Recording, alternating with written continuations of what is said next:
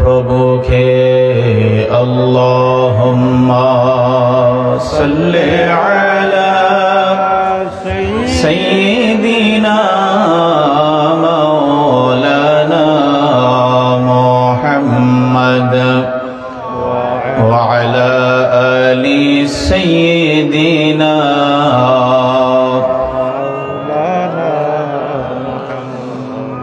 Medina Monwar হইতে আজ আওয়াজ শোনা যায়,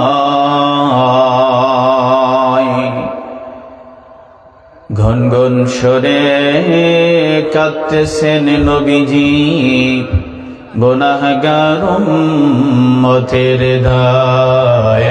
আল্লাহুম্মা সাল্লি আলা সাইয়্যিদিনা মাওলানা মুহাম্মদ ওয়া আলা আলি সাইয়্যিদিনা মাওলানা মুহাম্মদ। একটু জিকির করুন আল্লাহ আল্লাহ আল্লাহ লা ইলাহা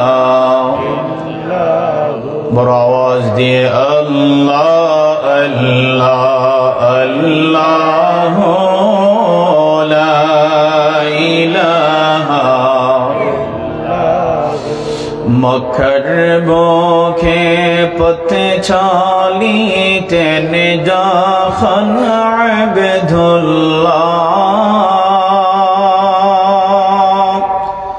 গাছপালা চোখিয়া তারে সালাম জানায় নবীজি আল্লাহ আল্লাহ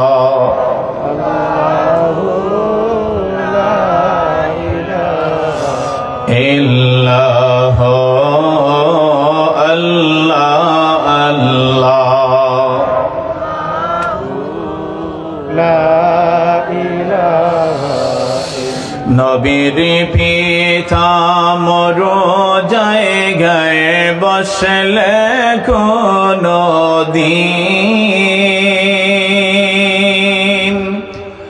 ফলে ফলে ভরে গিয়ে হইতো রঙ্গিন নবীজি আল্লাহ আল্লাহ লা ইলাহা হো আল্লাহ আল্লাহ।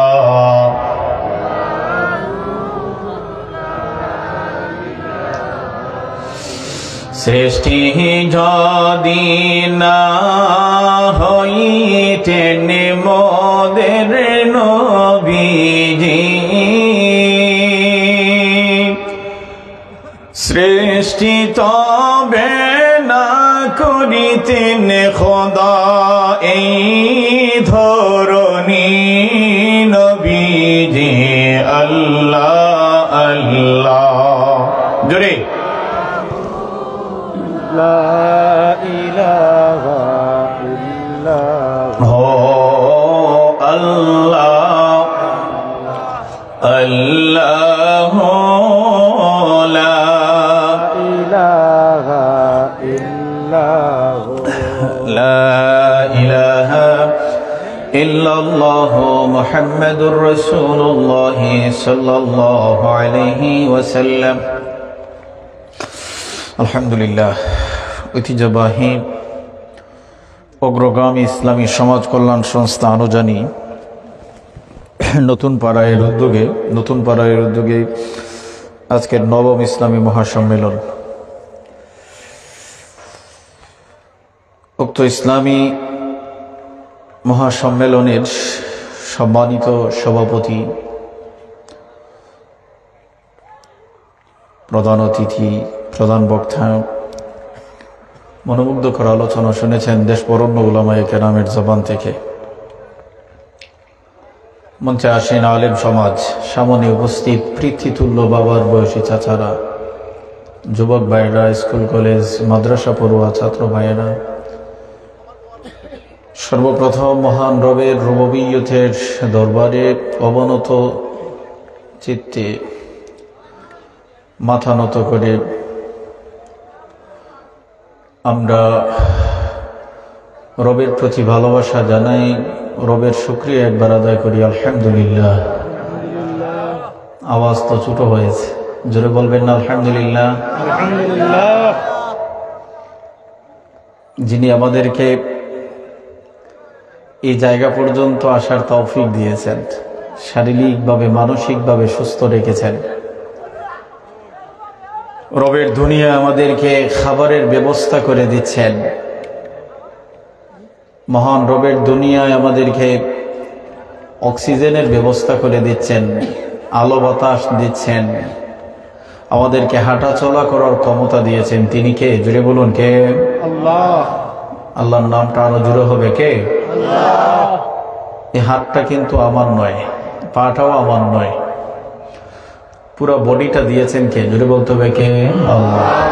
আপনাকে যেমন দিয়েছেন আমাকেও তেমন দিয়েছেন।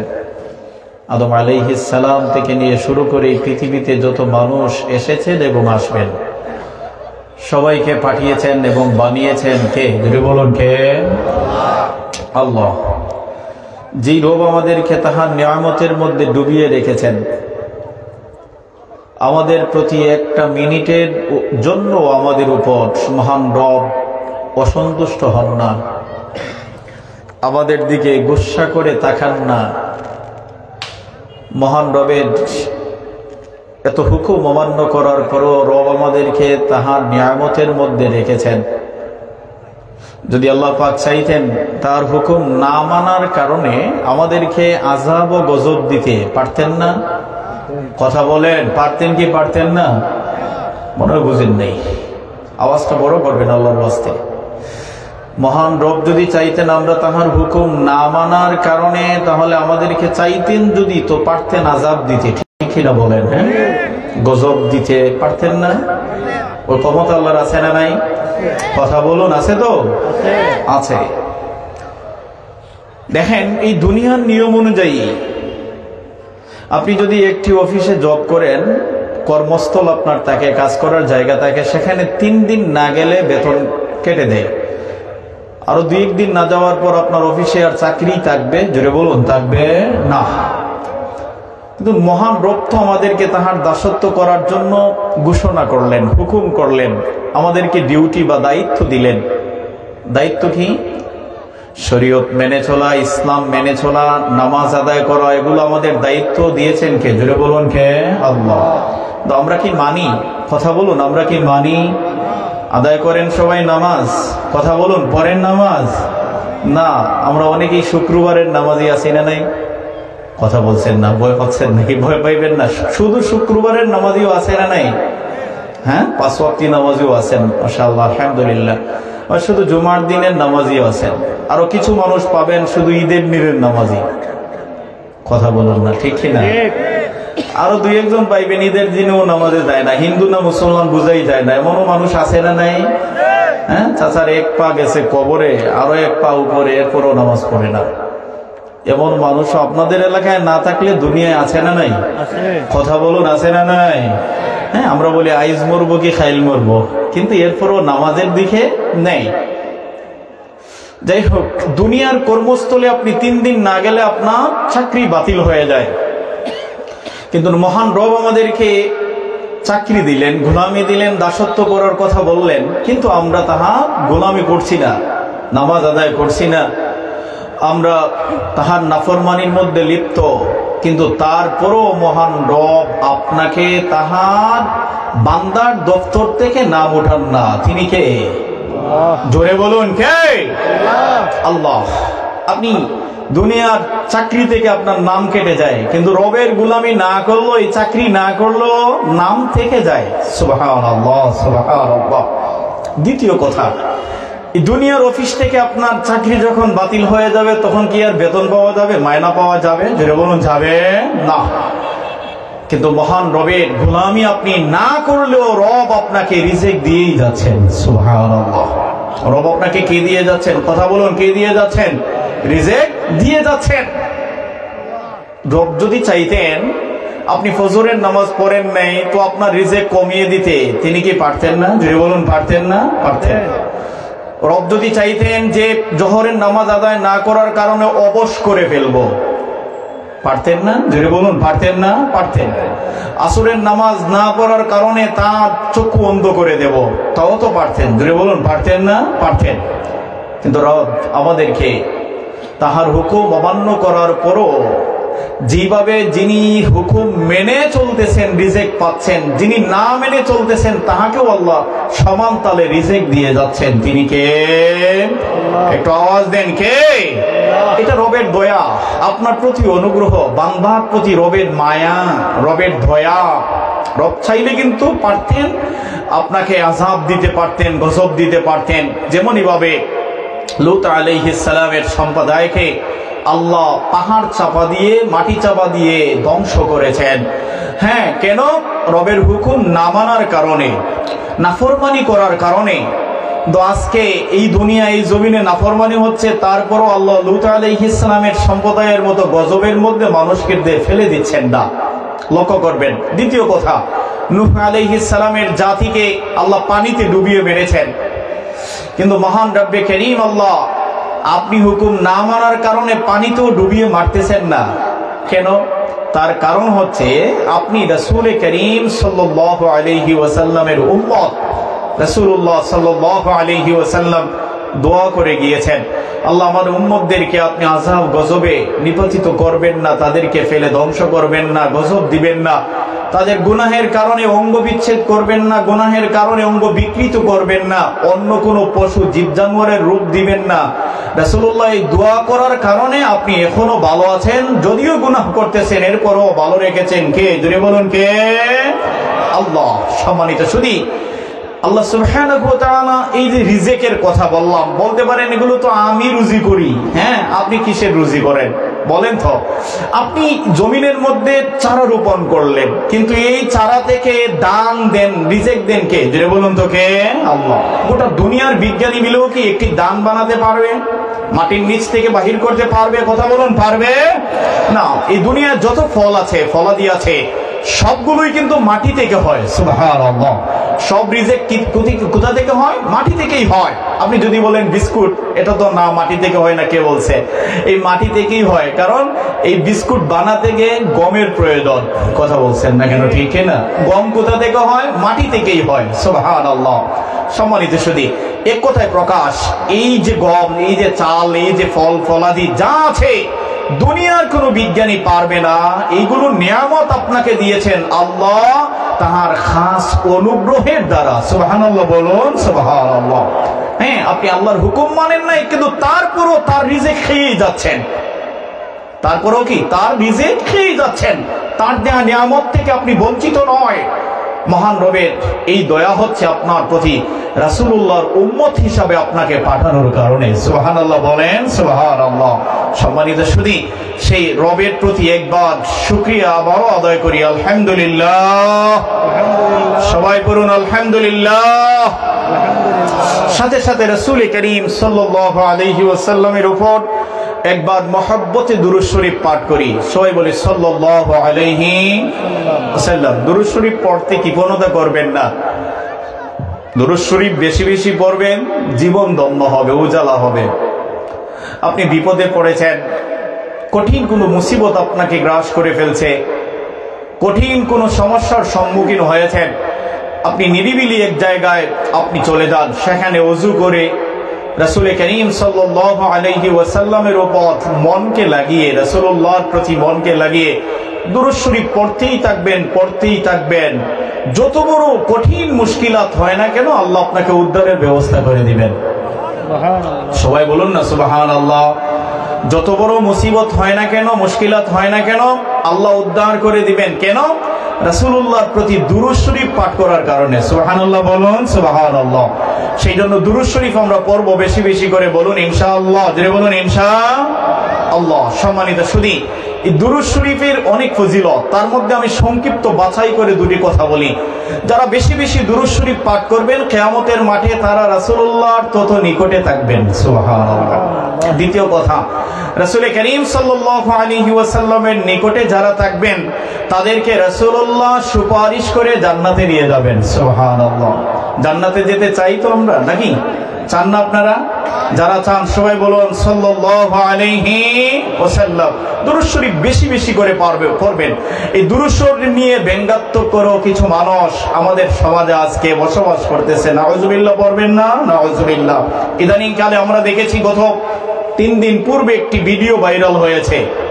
কিছু বেয়াদব মিলে, লক্ষ্য করবেন কথাগুলো, কিছু বেয়াদব মিলে একটি ঘরের মধ্যে রাসূল করিম সাল্লাল্লাহু আলাইহি ওয়াসাল্লামের দুরূদ শরীফ নিয়ে ব্যঙ্গাত্মক করতেছে। ওই যে আল্লাহুম্মা সাল্লি আলা সাইয়্যিদিনা মাওলানা মুহাম্মদ, এটা পড়তে গিয়ে তারা ক্রিটিসাইজ করতেছে। নাউজুবিল্লাহ বলেন, নাউজুবিল্লাহ। এটা পড়তে গিয়ে কি করতেছে? ক্রিটিসাইজ করতেছে ঘরের ভিতর। বেশ কয়েকজন 15-20টা ছেলে, ইয়াং ছেলে, তাদের পরনে পাঞ্জাবি আছে, পরনে দাড়ি আছে, রাসূলের সুন্নাত লাগিয়ে রাসূলুল্লাহর দুরূদের প্রতি ব্যঙ্গাত্মক করে বলতেছে, এদের চেয়ে বেয়াদব আর হতে পারে? জোরে বলুন, পারে? পারে না। সম্মানিত ছেলে, লক্ষ্য করুন, এই ছেলেগুলো পরনে পাঞ্জাবি আছে, মুখের মধ্যে দাড়ি আছে, কাহারো বা টুপি আছে, যার সুন্নাত গায়ে লাগানোর কারণে, গায়ে চড়ানোর কারণে তার সম্মান বেড়েছে। রাসূলুল্লাহর সুন্নাত পাঞ্জাবি, রাসূলুল্লাহ সাল্লাল্লাহু আলাইহি ওয়াসাল্লামের সুন্নাত দাড়ি, রাসূলুল্লাহ সাল্লাল্লাহু আলাইহি ওয়াসাল্লামের সুন্নাত টুপি, এগুলো গায়ে চড়ানোর কারণে, গায়ে লাগানোর কারণে আল্লাহ তাকে সম্মানী বানিয়েছেন। আমার কি এমন গুণ আছে বলেন? আমাকে দাওয়াত করবেন, আমার কি এমন গুণ আছে বলেন? আমাকে দাওয়াত খাওয়াবেন, রাস্তায় পেলে সালাম দিবেন, তারপর বলবেন হুজুর দোয়া করবেন। কি গুণ আছে আমার? আমার কোনো গুণ নেই। রাসূলুল্লাহর সুন্নাত গায়ে লাগানোর কারণে আমার সম্মান দিয়েছেন আল্লাহ। আপনি বলেন হুজুর দোয়া করবেন কেন? আপনার যখন দেখেন রাসূলুল্লাহর সুন্নাত গায়ের মধ্যে আছে, আপনার ভিতরের মধ্যে ইতমিনান চলে আসে যে ওই ব্যক্তি ভালো মানুষ। কেন? রাসূলুল্লাহর সুন্নাত গায়ে লাগিয়েছে, সেই জন্য আপনি দোয়া চান আমার কাছে, হুজুরের কাছে, মসজিদের ইমাম সাহেবের কাছে। সেই জন্য আমি বলি, যেই বেয়াদবগুলো রাসূলুল্লাহর সুন্নাত গায়ের মধ্যে দিয়ে রাসূলুল্লাহর দুরূদের ব্যঙ্গাত্মক করেছে, তাদের মতো বেয়াদব আল্লাহর জমিনের উপর আর হতে পারে না। কথা বলেন ঠিক কিনা? জোরে বলেন ঠিক কিনা? রাসূলুল্লাহর সুন্নাত গায়ে লাগিয়ে সে রাসূলুল্লাহর দুরূদের উপর ব্যঙ্গাত্মক করে বলতেছে। আমি বলি ভাই, রাসূলুল্লাহর দুরূদ শরীফ নিয়ে ব্যঙ্গাত্মক করত, বিদ্রূপ করত, ক্রিটিসাইজ করত খারিজিরা, রাফিজিরা। কথা বলেন না কেন? ঠিক কিনা? আপনি স্পষ্ট বলুন যে আমি খারিজি হয়ে গিয়েছি, আমি ইসলাম থেকে বাহির হয়ে গিয়েছি, তোমাদের নবীকে আমি মানি না, এই কথা বল। আমরা তোর সাথে কিচ্ছু করব না, তোর সাথে আমাদের মাইন্ড নেই। কেন? তুই খারিজি হয়ে গেছিস, ইসলাম থেকে তো বিতাড়িত হয়ে গিয়েছিস। কিন্তু আমাদের আফসোস, আমাদের দুঃখ হলো রাসূলুল্লাহর সুন্নাত গায়ে দিয়ে, রাসূলুল্লাহর দুরূদকে নিয়ে, রাসূলুল্লাহর সালামকে নিয়ে ব্যঙ্গাত্মক কেন করবে? কথা বলেন ঠিক কিনা? সম্মানিত সুধী, রাসূলুল্লাহ সাল্লাল্লাহু আলাইহি ওয়াসাল্লামের সালাম নিয়ে ব্যঙ্গাত্মক করতেছে। নাউজুবিল্লাহ পড়বেন না? নাউজুবিল্লাহ পড়তেছে, ইয়া নবী সালামু আলাইকা, এটা বলেই হেসে দিচ্ছে সবগুলো মিলে। আপনারা অনেকেই দেখেছেন সোশ্যাল মিডিয়ায়, যারা ইয়া নবী সালামু আলাইকা বলে সবগুলোকে উঠো উঠো উঠো, তারপর উঠলো, উঠে ইয়া নবী সালামু আলাইকা বলে যে একটা লাইন বলল, কি যেন বললো, একটা লাইন পরেই সবাই হেসে দিল, আবার বসে বলল। আমার কথা হচ্ছে, রাসূলুল্লাহ সাল্লাল্লাহু আলাইহি ওয়াসাল্লামকে সালাম দিতে তোর মন চায় না, তুই বেয়াদব, তুই তোর বসে থাক। কিন্তু রাসূলুল্লাহর সালামকে নিয়ে ব্যঙ্গাত্মক কেন করবে? রাসূলুল্লাহ সাল্লাল্লাহু আলাইহি ওয়াসাল্লামকে সালাম দেওয়ার নির্দেশনা কার? জোরে বলুন কার? আল্লাহর নাম জোরে নেবেন না? জোরে বলুন কার? রাসূলুল্লাহ সাল্লাল্লাহু আলাইহি ওয়াসাল্লামকে সালাম দেওয়ার কথা বলছেন কে? জোরে বলুন কে? আল্লাহ সুবহানাহু ওয়া তাআলা বলেন, ইন্নাল্লাহা ওয়া মালাইকাতাহু ইউসাল্লুনা আলান নাবিয়্যি আল্লাহ বলেন নিশ্চয়ই আমি আল্লাহ ওয়া মালাইকাতুহু আমার ফেরেশতাদেরকে নিয়ে ইউসাল্লুনা আলান নবী আমার নবীর উপর দুরূদ শরীফ পড়তে থাকি। আমার নবীর উপর পড়তেই আছে দুরূদ শরীফ। কে বলছেন জোরে বলুন কে? আল্লাহ। আল্লাহ বলেন ইয়া আইয়ুহাল্লাযীনা আমানু হে ঈমানদারেরা, হে ঈমানদারেরা।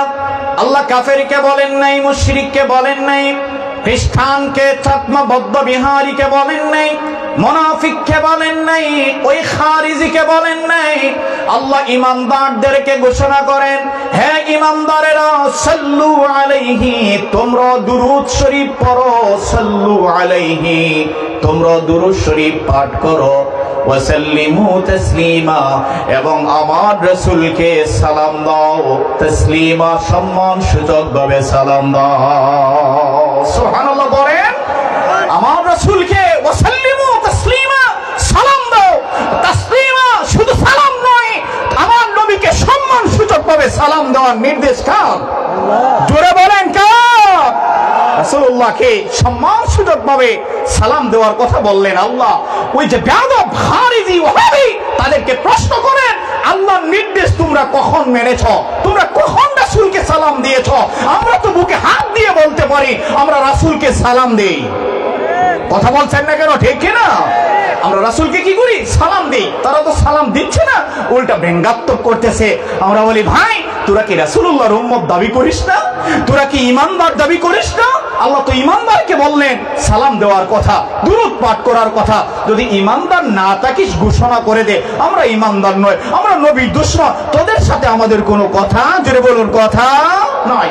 কিন্তু আমাদের কথা হচ্ছে রাসূলুল্লাহর সুন্নাত গায়ে লাগিয়ে, রাসূলুল্লাহ সাল্লাল্লাহু আলাইহি ওয়াসাল্লামের দাড়ি মোবারক লাগিয়ে, পাঞ্জাবি লাগিয়ে উম্মতদেরকে ধোঁকা দিচ্ছিস কেন? কথা বলেন ঠিক কি না? উম্মতদেরকে ধোঁকা দেওয়ার কি আছে? তোরা প্রকাশ্য হয়ে যা আমরা খারিজি হয়ে গিয়েছি, তোদের সাথে আমাদের কোনো কথা জোরে বলুন কথা নয়। সম্মানিত শুধু এখানে দুই একটি কথা না বললে নয়, খেয়াল করবেন কথাগুলো। দাড়ি ছাগলেরও আছে না নাই? কথা বলুন আছে না নাই? আবার মানুষেরও আছে না নাই? ছাগলের দাড়ি আর মানুষের দাড়ির মধ্যে পার্থক্য কি জানেন? বলবো আপনাদেরকে। ছাগলের দাড়ি মানুষদেরকে ধোঁকা দেয় না। কথা বলেন না কেন? ছাগলের দাড়ি দেখে কি আপনি ধোঁকায় পড়েছেন? না, কিন্তু মানুষের দাড়ি দেখে অনেক মানুষ ধোঁকায় পড়ে। কথা বলেন না কেন? ঠিক কিনা? কেন মানুষের দাড়ি দেখে ধোঁকায় পড়ে জানেন? বলে ওর তো দাড়ি আছে। মিথ্যা কথা বলবে না।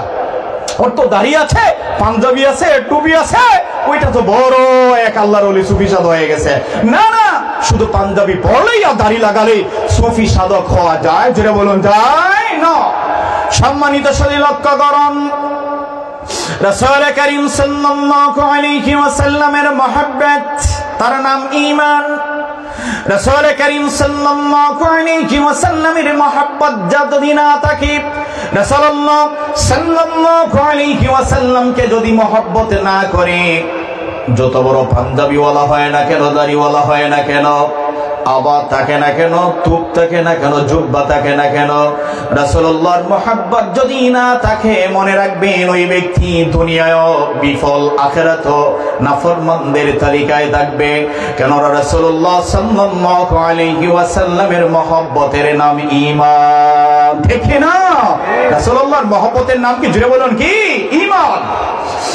সম্মানিত সাথী লক্ষ্য করুন, রাসূল করিম সাল্লাল্লাহু আলাইহি ওয়াসাল্লামের উপর আয়াত নাযিল হয়ে গেল। আল্লাহ বলেন ওয়া মিনান নাসি মান ইয়াকুলু আমান্না বিল্লাহ। হাবিব সাল্লাল্লাহু আলাইহি ওয়াসাল্লাম ইয়াকুলু আমান্না বিল্লাহ। মানুষরা এসে আপনার কাছে বলবে, তারা এসে আপনার কাছে বলবে ইয়াকুলু আমান্না বিল্লাহ, আমরা ঈমান এনেছি আল্লাহর উপর, ওয়া বিল ইয়াউমিল আখির, আখিরাতের দিবসের উপর আমরা ঈমান এনেছি। আল্লাহ ডেকে বলেন হাবিব তাদেরকে জানিয়ে দিন ওয়া মা হুম বিমুমিনিন, তারা ঈমানদার হতে পারে নাই, তারা মুমিন হতে পারে নাই, তারা বেঈমান ও মুনাফিক। জুড়ে বলুন আল্লাহু আকবার। আল্লাহ বললেন ইয়াকুলু আমান্না বিল্লাহ, তারা ঈমান এনেছে ঠিক আল্লাহর উপর, ওয়া বিল ইয়াউমিল আখির, আখিরাতের উপরে ঈমান আনছে, কিন্তু আল্লাহ বললেন তারা মুমিন নয়। ওয়া মা হুম বিমুমিনিন, কোরআনের আয়াত কি বললেন আল্লাহ? জুড়ে বলুন ওয়া মা হুম বিমুমিনিন। কারণ কি? কারণ হলো হাবিব, তারা যদিও ঈমান এনেছে আল্লাহর উপর, তারা যদিও আখিরাতকে বিশ্বাস করে, ওমা কুম বিমুমিনিন, তারা মুমিন নয় ওই কারণে, কারণ তারা আপনি রাসূলকে ভালোবাসে নাই, আপনি রাসূলের উপর ঈমান আনে নাই। আপনি রাসূলের উপর ঈমান না আনার কারণে আমি আল্লাহ ঘোষণা করে দিলাম তারা মুমিন নয়, তারা মুনাফিক। আল্লাহু আকবার বলুন, আল্লাহু আকবার। তাহলে বোঝা গেল ঈমানের মানদণ্ড মুহাম্মাদুর রাসূলুল্লাহ। কথা বলেন না কেন, ঠিক না? ঈমানের মানদণ্ড কি? মুহাম্মাদুর রাসূলুল্লাহ। আল্লাহকে মানলে ঈমানদার হওয়া যায় না, আখিরাত দিবসকে বিশ্বাস করলে ঈমানদার হওয়া যায় না। ঈমান আনতে হবে রাসূলুল্লাহর উপর। কথা বলেন না কেন, ঠিক না? হ্যাঁ, খ্রিস্টানরাও কিন্তু আল্লাহকে মানে। আপনারা একটু ঠিক বেঠিক বলুন, জোরে বলুন, ঠিক না? খ্রিস্টানরা কি করে? ঈমান এনেছে আল্লাহর উপর। তারপর ওই যে আহলে কিতাব বলেন না কেন, তারাও কিন্তু আল্লাহকে মানে। কথা বলেন, ঠিক না? হ্যাঁ, কিন্তু তারা রাসূলকে মানে না। আর রাসূলকে না মানার কারণে কোন খ্রিস্টানকে ঈমানদার বলা যাবে না। রাসূলকে না মানার কারণে কোন আহলে কিতাবকেও ঈমানদার বলার সুযোগ, জোরে বলুন, সুযোগ নাই। তাহলে বোঝা গেল ঈমানের মানদণ্ড কি? মুহাম্মাদুর, জোরে বলুন, মুহাম্মাদুর রাসূলুল্লাহ। রাসূলকে যে মানলো সে আল্লাহকেই মানলো। কথা বলেন, ঠিক না? রাসূলকে যে মানলো সে শরীয়তকেই মানলো। রাসূলকে যে মানলো সে কিয়ামত দিবসে আল্লাহ জান্নাতে যাবে, এতে কোনো সন্দেহ। কথা বলুন, সন্দেহ আছে আপনাদের? না, সন্দেহ রাখবেন না। কারণ কিয়ামতের ময়দানে রাসূল করিম সাল্লাল্লাহু আলাইহি ওয়াসাল্লাম রাসূলুল্লাহর উপর ঈমান এনেছে, রাসূলুল্লাহ সাল্লাল্লাহু আলাইহি ওয়াসাল্লামকে ভালোবেসেছে। এমন কোন উম্মত জাহান্নামে গেলেও রাসূল করিম সাল্লাল্লাহু আলাইহি ওয়াসাল্লামকে আল্লাহ ঘোষণা করে দিবেন, হাবিব আজকে আপনি যান। এর আগ থেকে আমি বলি, লক্ষ্য করুন, ওই জাহান্নামের মধ্যে কিছু মুনাফিক চলে যাবে। কিছু মুনাফিক কাফের, একেবারে চরম মাপের কাফের, তাদের পাশে কিছু ঈমানদার থাকবে। খেয়াল করবেন কথাগুলো। জাহান্নামের মধ্যে কিছু ঈমানদার থাকবে, অর্থাৎ তারা ঈমান এনেছিল কিন্তু আমলের ঘাটতি ছিল, আমল ভালো ছিল না, নামাজ পড়ে নাই কিংবা অন্যান্য গুনাহের কাজ করেছিল, তারা জাহান্নামের মধ্যে যাবে। তখন ওই কট্টর মুনাফিক আবু জেহেল, আবু লাহাব, উতবা, সায়বা, তার অনুসারীরা বলবে, রে তুই না ঈমানদার ছিলি, তুই না দুনিয়ার জমিনে ঈমান এনেছিলি, তুই না বলতি তোদের নবী মুহাম্মদ সাল্লাল্লাহু আলাইহি ওয়াসাল্লাম, তোদের নবী মুহাম্মদ তোদেরকে বাঁচিয়ে জান্নাতে নিয়ে যাবেন, তোরা না এই কথা বলতে, আজকে তুই জাহান্নামে কেন? আজকে তুই আগুনের মধ্যে জ্বলতেছিস কেন? তোর নবী কোথায়? তোকে কি বাঁচালো না? এই কথা যখন কট্টর মুনাফিকরা বলবে, আল্লাহ সুবহানাহু ওয়া তাআলা রহমতের দুনিয়া জোশ মেরে দিবে। আল্লাহ ডেকে বলবেন, হাবিব সাল্লাল্লাহু আলাইহি ওয়াসাল্লাম, আপনি যান জাহান্নামের দিকে, আগান, আপনি সেখানে যান। আপনাকে নিয়ে ক্রিটিসাইজ করতেছে, আপনাকে নিয়ে তারা খারাপ ভাষায় কথা বলতেছে, আমি সহ্য করতে পারতেছি না হাবিব, আপনি যান জাহান্নামের দরজার মধ্যে গিয়ে। যেই উম্মতগুলো ইসলাম বিশ্বাস করেছিল, আপনাকে ঈমান এনেছিল, আপনাকে ভালোবেসেছিল, আপনি নবীর উম্মত দাবি করেছে, এমন উম্মতগুলোকে আমি চাই না জাহান্নামে দেখতে। হাবিব আপনি তাদেরকে টেনে টেনে চিনে চিনে জাহান্নাম থেকে জান্নাতে নিয়ে যান। আপনি আজকে জাহান্নাম থেকে টেনে টেনে নিয়ে আসেন, কারণ আপনাকে নিয়ে ক্রিটিসাইজ, আপনাকে নিয়ে খারাপ কথা বলবে, এটা আমি মেনে নিতে, জোরে বলুন, পারি না। হাবিব আপনাকে বলছে, আপনি কোথায়? আপনার উপর তো ঈমান এনেছিল, ঈমান আনার কারণে তাকে আজকে জাহান্নাম থেকে উঠিয়ে আপনি জান্নাতে নিয়ে যান। সুবহানাল্লাহ, সুবহানাল্লাহ। সেই রাসূল করিম সাল্লাল্লাহু আলাইহি ওয়াসাল্লামের দুরূদ নিয়ে ব্যঙ্গাত্মক করে, সালাম নিয়ে ব্যঙ্গাত্মক করে আমরা স্পষ্ট ভাষায় জানিয়ে দিতে চাই, যারা রাসূল করিম সাল্লাল্লাহু আলাইহি ওয়াসাল্লামের দুরূদ নিয়ে ব্যঙ্গাত্মক করেছে, সালাম নিয়ে বিদ্রূপ করেছে, ঠাট্টা করেছে, তাদের বাংলাদেশ সরকারের কাছে আমরা আবেদন করব, ওদেরকে শাস্তির আওতায় নিয়ে আসা হোক। ঝরে বলেন, ঠিক কিনা? অন্যথায় এদেরকে চিহ্নিত করে, এমনিতেই তো ওদের ফয়সালা আল্লাহর কাছে হয়ে গিয়েছে ইনশাআল্লাহ। কারণ রাসূলকে নিয়ে বিদ্রুপকারীকে আল্লাহ পছন্দ করেন, জোরে বলুন করেন না, এটা আল্লাহ সহ্য করেন না। আপনি যদি নামাজ না পড়েন, আল্লাহর কাছে চাইলে আল্লাহ ক্ষমা করে দিতে পারেন, কথা বলেন ঠিক কিনা বলেন। কিন্তু রাসূলের সাথে যদি বিদ্বেষ থাকে, রাসূলুল্লাহর সাথে দুশমনী থাকে, রাসূলুল্লাহ দরদ দিয়ে বিদ্রুপ করে, সে ক্ষমা চাইলেও ক্ষমা হবে না, কথা বলছেন না কেন ঠিক কিনা? সে রাসূলের দুশমন ওস্তাদ। সেই জন্য সম্মানিত সুধী, যে এরা আদব নয়, এরা বেয়াদব, ওরা গোস্তাকে রাসূল, এতে কোনো সন্দেহ, কথা বলুন, আপনাদের সন্দেহ আছে না? এটা রাসূলের দুশমন। রাসূলুল্লাহর প্রতি বেশি বেশি আমরা দরুদ শরীফ পাঠ করব, সবাই বলুন ইনশাআল্লাহ, জোরে বলুন ইনশাআল্লাহ। রাসূলুল্লাহর প্রতি দরুদ শরীফ পড়ার নির্দেশ কার? আল্লাহর, জোরে বলুন কার? আল্লাহর। অন্যদিকে রাসূল করিম সাল্লাল্লাহু আলাইহি ওয়াসাল্লাম ইরশাদ করেন, মান সাল্লা আলাইহি ওয়াহিদাতান সাল্লাল্লাহু আলাইহি আশারা। রাসূলুল্লাহ সাল্লাল্লাহু আলাইহি ওয়াসাল্লাম ফরমান, হে আমার উম্মতরা, তোমাদের মধ্য হতে যে একবার আমি নবীর উপর দুরূদ শরীফ পাঠ করবে, আমি রাসূল সাল্লাল্লাহু আলাইহি ওয়াসাল্লাম ঘোষণা করলাম, একবার দুরূদ শরীফ পাঠ করার কারণে আল্লাহ সুবহানাহু ওয়া তাআলা 10টি রহমত তোদের উপর নাযিল করবেন। সুবহানাল্লাহ বলেন, সুবহানাল্লাহ। শুধু রহমত নাযিল করবেন তা নয়, রাসূল করিম সাল্লাল্লাহু আলাইহি ওয়াসাল্লাম বললেন 10টি গুনাহ maaf করে দেওয়া হবে, আর 10টি মান মর্যাদা বৃদ্ধি করে দেওয়া হবে। সুবহানাল্লাহ। দুরূদ শরীফের মাধ্যমে গুনাহ মাফ হয়, দুরূদ শরীফের মাধ্যমে মর্যাদা বৃদ্ধি হয়, দুরূদ শরীফের মাধ্যমে আপনার উপর রহমত নাজিল হতে থাকে। সুবহানাল্লাহ বলেন, সুবহানাল্লাহ। আমাদের এই হুজুর বলতেন, লক্ষ্য করো, বলতেন ফজরের নামাজ পড়ে 10 বার দুরূদ শরীফ পড়বেন। কতবার? জোরে বলুন, কতবার? 10 বার, কমপক্ষে 10 বার উনি বলতেন। আরো বেশি পারলে তো আলহামদুলিল্লাহ 1000 বার পড়েন, লাভ আছে না নাই? কথা বলুন, আছে না নাই? আছে। তো হুজুর বলতেন 10 বার পড়েন। কেন? লক্ষ্য করবেন, কেন? হুজুর ওই কারণে বলতেন যে 10 বার দুরূদ শরীফ পড়লে 100টি রহমত নাজিল হয়। কতটি রহমত? জোরে বলুন, কতটি রহমত? এখন আপনি সারা দিনে হয়তো আপনি খারাপ কাজ করছেন, 100টাও হবে না। কথা কি বুঝতেছেন আপনারা? নেকি আর রহমতের মধ্যে পার্থক্য আছে। সুবহানাল্লাহ বলবেন না? সুবহানাল্লাহ। নেকি আর রহমতের মধ্যে কি আছে? পার্থক্য আছে।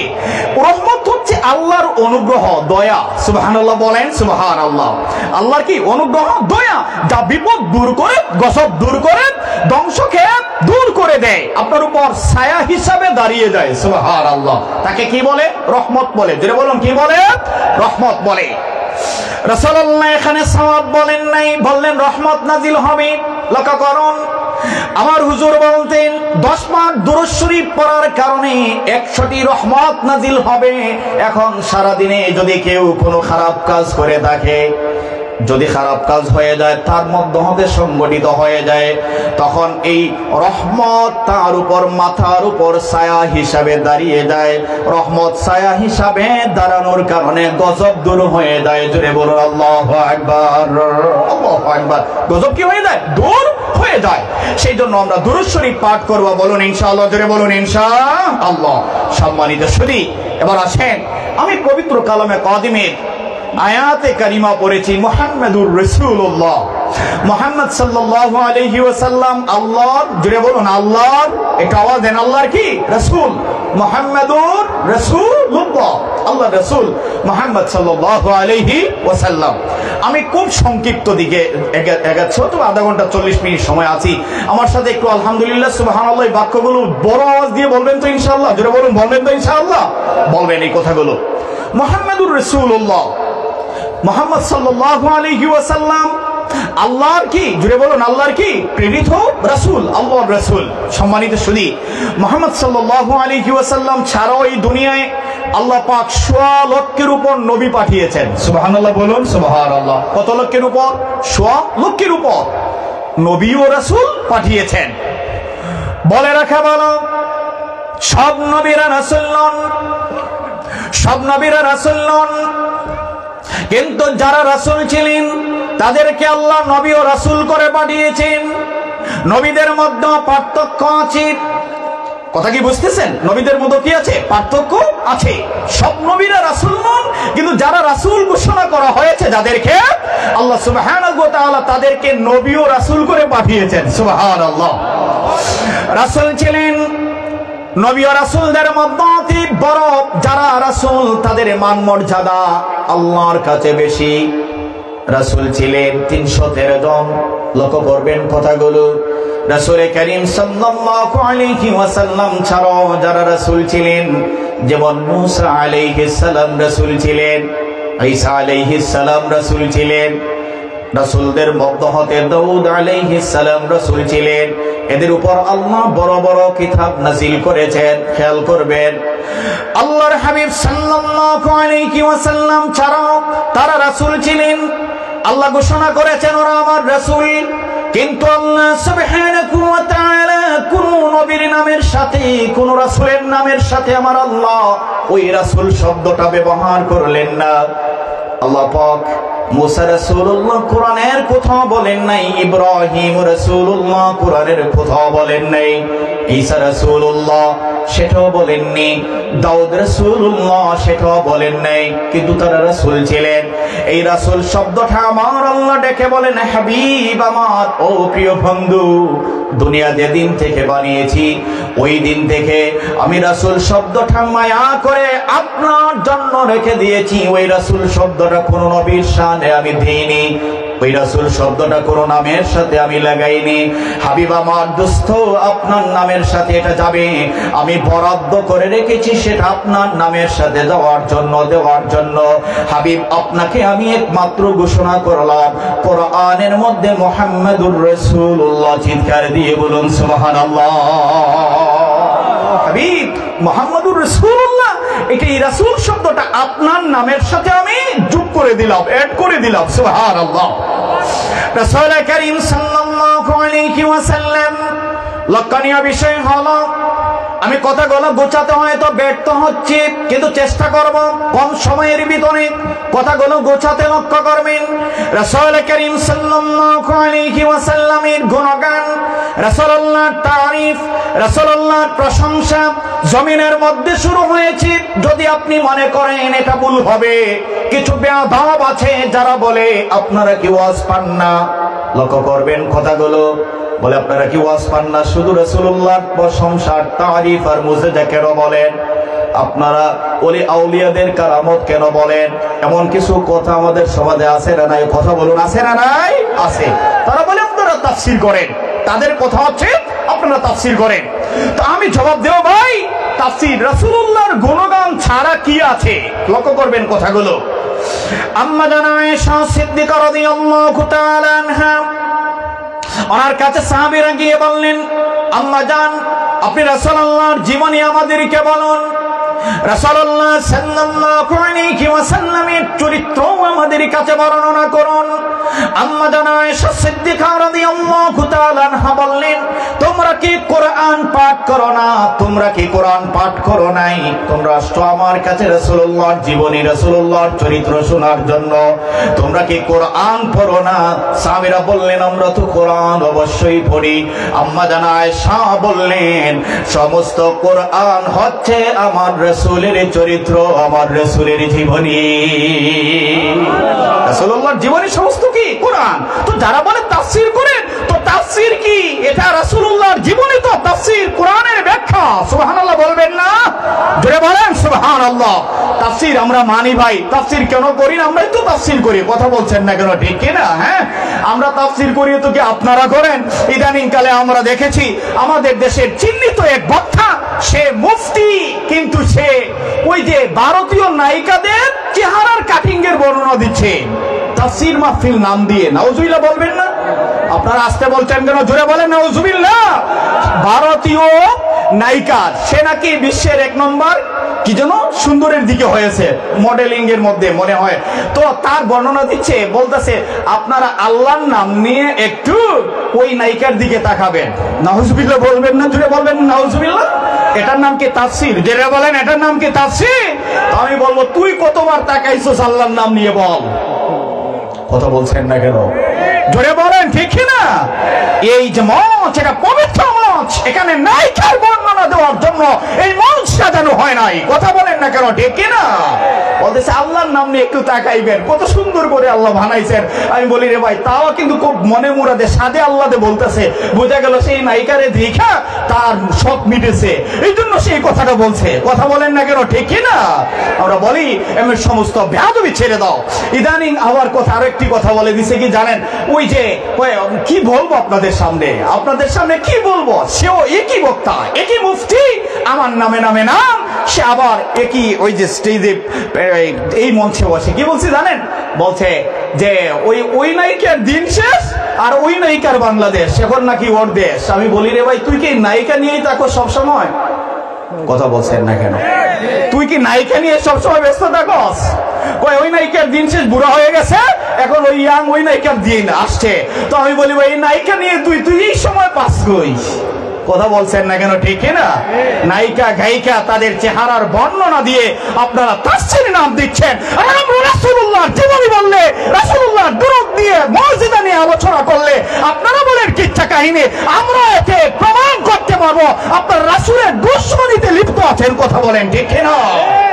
আমরা রাসূলুল্লাহ সাল্লাল্লাহু আলাইহি ওয়াসাল্লামের জীবনী বর্ণনা করতেছি, এটা আমাদের জন্য আমাদের আত্মার খোরাক। কথা বলছেন না কেন, ঠিক না? আমাদের ব্যাটারি পাওয়ার হয়, ব্যাটারিতে চার্জ হয় রাসূলুল্লাহর গুণগান শুনলে।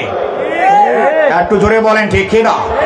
আমাদের ঈমান তাজা হয় রাসূলুল্লাহর গুণগান শুনলে, আমাদের ঈমান খোরাক পায় রাসূল কারীম সাল্লাল্লাহু আলাইহি ওয়াসাল্লামের মুজিজা শুনলে। কথা বলেন ঠিক না? আপনারা বলবেন না এটা নাকি ওই যে কিচ্ছা, না এগুলো কিচ্ছা, জুড়ে বলেন কিচ্ছা হতে পারে না। সম্মানিত সুধী, বলতে পারেন হুজুর তো আপনারা কেন এই কথাগুলো আবার আপনি সেই মঞ্চে বলছেন কেন? এমন প্রশ্ন আছে না নাই? কথা বলুন, আছে না নাই? বলছি, লক্ষ্য করুন, রাসূল কারীম সাল্লাল্লাহু আলাইহি ওয়াসাল্লাম ইরশাদ করেন, আখিরি জামানায় আমার উম্মতের মধ্যে কিছু আলেম তারা সাধারণ উম্মতদের রাখাল স্বরূপ থাকবে, সাধারণ উম্মতদের রাখাল হিসাবে তারা থাকবে। তারা কারা? যারা আহলে সুন্নাত ওয়াল জামাতের আলেমরা উম্মতের রাখাল স্বরূপ রাসূলুল্লাহকে বললেন। রাসূল কারীম সাল্লাল্লাহু আলাইহি ওয়াসাল্লাম বললেন, ওই কারণে রাখাল ছাড়া গরু যেমনি মন চায় যেদিকে ছুটতে সেদিকেই ছুটে যায়, অন্য কারো ক্ষতি করে ফেলে, কাহারো দানে লেগে যাবে, কাহারো টমেটো খেতে লেগে যাবে, রাখাল তো নাই। ঠিক তদ্রূপ উম্মতের মধ্যে যারা আলেম, আহলে সুন্নাত ওয়াল জামাতের আলেমরা রাখাল স্বরূপ কাজ করতেছে, যারা ভুল করতেছে তাদেরকে মেডিসিন দেওয়ার জন্য আহলে সুন্নাত ওয়াল জামাতের আলেমরা এগুলো বলার প্রয়োজন আছে না নাই? কথা বলুন না কেন, আছে না নাই? ওদের ভুল সংশোধন না করলে, ওদের লাগাম না টানলে, ওরা এই পবিত্র মঞ্চকে গায়িকাদের বর্ণনা, নায়িকাদের বর্ণনা দেওয়ার মঞ্চ হিসাবে তৈরি করে নিবে। কথা বলছেন না কেন, ঠিক কিনা? ওদের মুখে লাগাম দিতে হবে, নতুবা এমন কথা কেন এই পবিত্র মঞ্চ থেকে উচ্চারণ করবে? এগুলো আহলে সুন্নাত ওয়াল জামাতের আলেমরা মেনে নিতে পারে? জোরে বলুন, পারে না? সম্মানিত শুধু আমরা রাখাল স্বরূপ কাজ করি কেন? আমরা সাধারণ উম্মতদেরকে দিশা দেওয়ার জন্য, জান্নাতের পথে আহ্বান করার জন্য আলেমরাই তো এই দায়িত্ব দিয়েছেন। কে? রাসূলুল্লাহ। কথা বলছেন না কেন, ঠিক কিনা?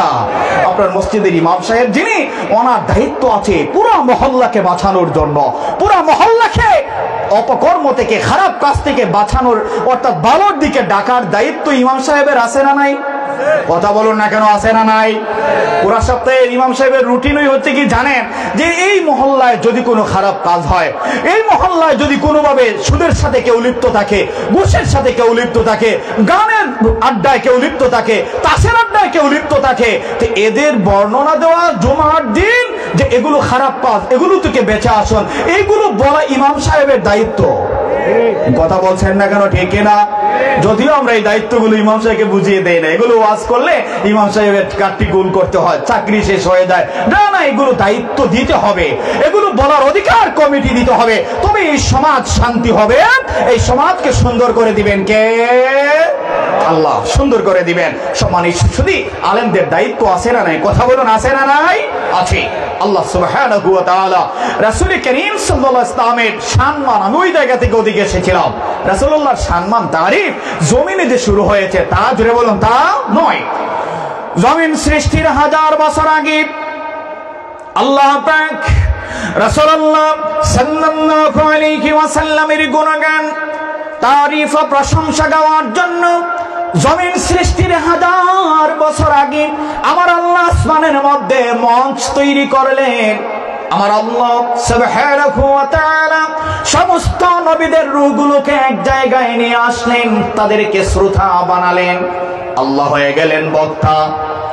রাসূল করিম সাল্লাল্লাহু আলাইহি ওয়াসাল্লামের শান বর্ণনা করার জন্য আল্লাহ হয়ে গেলেন বক্তা, আর যাদেরকে নবী হিসাবে পাঠাবেন তাদেরকে বানালেন শ্রোতা, আর বিষয় নির্ধারণ করলেন আমার আল্লাহ শানে রাসূলুল্লাহ,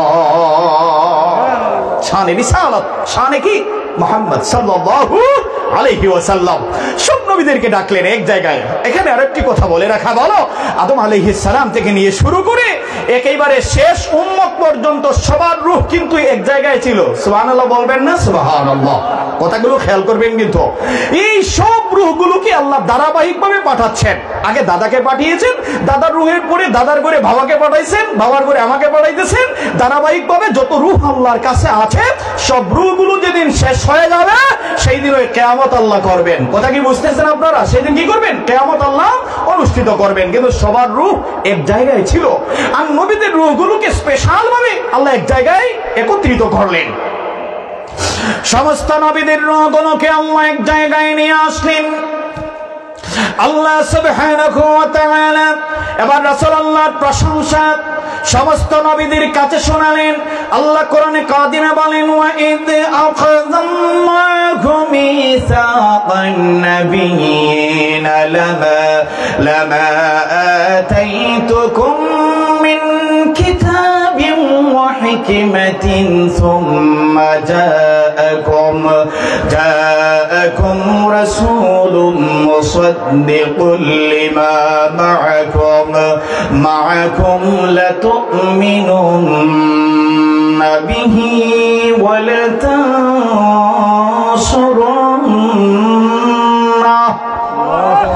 আল্লাহ বললেন, ওয়া ইযা আখাযাল্লাহ, স্মরণ করুন, আখাযাল্লাহু মিসাকান নাবিয়্যিন, আমি যখন একত্রিত করেছিলাম, আমি যখন সব রূহগুলোকে সব নবীদেরকে একত্রিত করলাম, মিসাকান নাবিয়্যিনা লামা আতাইতুকুম মিন কিতাবিন ওয়া হিকমা, তাদের কাছ থেকে অঙ্গীকার নেওয়ার জন্য আমি আল্লাহ একত্রিত করলাম।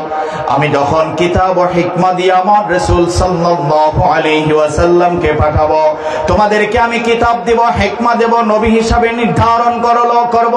কিন্তু আমার নবী মুহাম্মদ সাল্লাল্লাহু আলাইহি ওয়াসাল্লামকে যখন আমি তোমাদের কাছে পাঠাবো, মুসাদ্দিকুল লিমা মা'আকুম, তোমাদের নবুয়তিকে সত্যায়িত করার জন্য, তোমাদের নবুয়তিকে সত্যায়ন করার জন্য, সত্যায়িত রূপে আমার রাসূল মুহাম্মদ সাল্লাল্লাহু আলাইহি ওয়াসাল্লামকে যখন পাঠিয়ে দেব, তোমাদের জীবদ্দশায় যদি তাকে পেয়ে দাও, আমার নবীকে যদি পাঠিয়ে দেই, কিন্তু দুনিয়ায় তোমরা আছো নবী হিসাবে, এমন সময় যদি আমার নবী মুহাম্মদ সাল্লাল্লাহু আলাইহি ওয়াসাল্লামকে পাঠিয়ে দেই, তবে তোমাদের নবুয়তি শেষ করে দিবে, তোমাদের নবুয়তি বন্ধ করে দিবে, তোমরা নবী হিসাবে আর দাবি করবে না।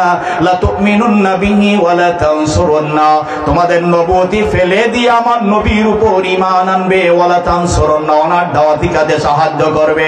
তোমাদের নবুয়তি শেষ, তোমরা নবী দাবি করবে না, তোদের উপর ঈমান আনার কথা বলবে না, নবুয়তি শেষ করে দিবে। আল্লাহ তুমিনুন্না, আমার নবীর উপর ঈমান আনবে, ওয়া লা তানসুরুন্না, ওনার কাজে সাহায্য করবে, ওনার নবুয়তির কাজে সাহায্য করবে। ক্বালা আ'আকরারতুম ওয়া আকালতুম আলা যালিকুম ইসরি, ওই মর্মে অঙ্গীকার দাও, ওয়াদা দাও তোমরা আমাকে।